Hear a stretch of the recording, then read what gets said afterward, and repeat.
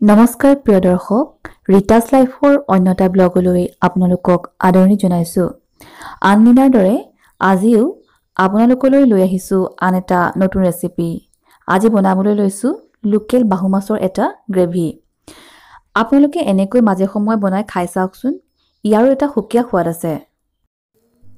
আশা ৰাখিছো আপোনালোকে ভিডিঅ'টো স্কিপ নকৰি শেষলৈকে চাব, লগতে লাইক, কমেণ্ট আৰু ছাবস্ক্ৰাইব কৰিব। আপোনালোকৰ অন্তৰ্ভুক্তিয়ে মোক পুনৰ উৎসাহ যোগাব। তেন্তে আহক দেৰি নকৰি ৰেচিপিৰ মাজলৈ আহোঁ। এয়া মই কম পৰিমাণৰ মাছ লৈ দেখুৱাইছোঁ। এই মাছখিনি ভালকৈ ধুই লোৱা হ'ল।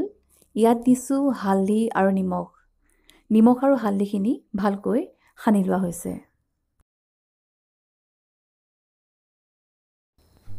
সমান্তৰালকৈ আমি 20 মিনিটমানৰ বাবে আগতীয়াকৈ তিয়াই থৈছোঁ 2.5 চামুচ আফুগুটি আৰু 2 চামুচ মগজ।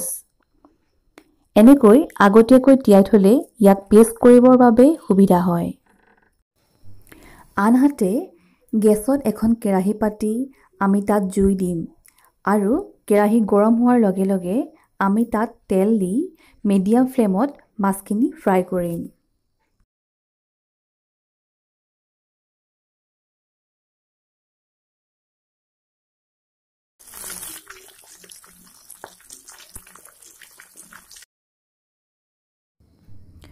ভজা হৈ যোৱাৰ লগতে আমি মাছখিনি কাঢ়ি ল'ম। এতিয়া সেইখিনি তেলতে আমি দিম পিঁয়াজৰ পেষ্ট। পিঁয়াজখিনিৰ যাতে কেঁচা গোন্ধটো নাথাকে আমি সেইটো লক্ষ্য কৰিব লাগিব। পিঁয়াজখিনি অলপ সময় ভজা হোৱাৰ পিছত তাত আমি দিম বিলাহীৰ পেষ্ট আৰু দুয়োবিধ মিশ্ৰণ যাতে ভালকৈ ভাজ খায় আমি সেইটো মন কৰিম।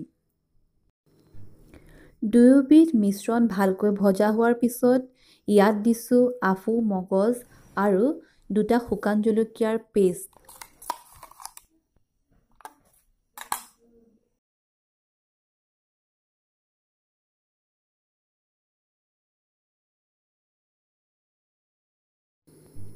আৰু লগতে দিছোঁ আমি আন্দাজমতে হালধি গুড়ি। এই মিশ্ৰণটো আমি ভালকৈ ভাজিম যাতে ই তেল এৰি নিদিয়ে। এয়া দেখা গৈছে যে মছলাখিনি সম্পূৰ্ণকৈ তেলত ভাজ খাই গৈছে। এতিয়া আমি ইয়াত দিম গৰম পানী আৰু সোৱাদ অনুযায়ী নিমখ।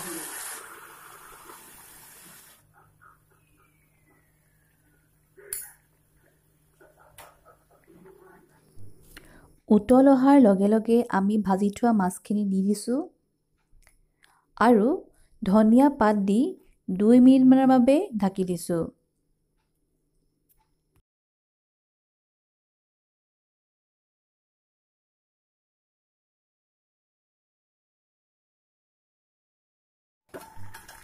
এয়া চাওক উতল আহি গৈছে। এতিয়া আমি গেছৰ ফ্লেম অফ কৰি দিম।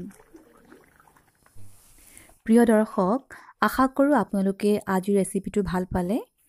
আপোনালোকে ভাল পালে মোৰ নিশ্চয় ভাল লাগিব। শেষত মোৰ পেজটো ছাবস্ক্ৰাইব কৰিব বুলি আশা থাকিল। পুনৰ নতুন এটা ৰেচিপি লৈ অহাৰ প্ৰতিশ্ৰুতিৰে আজিলৈ এইটো ব্লগ ইমানতে সামৰিছোঁ।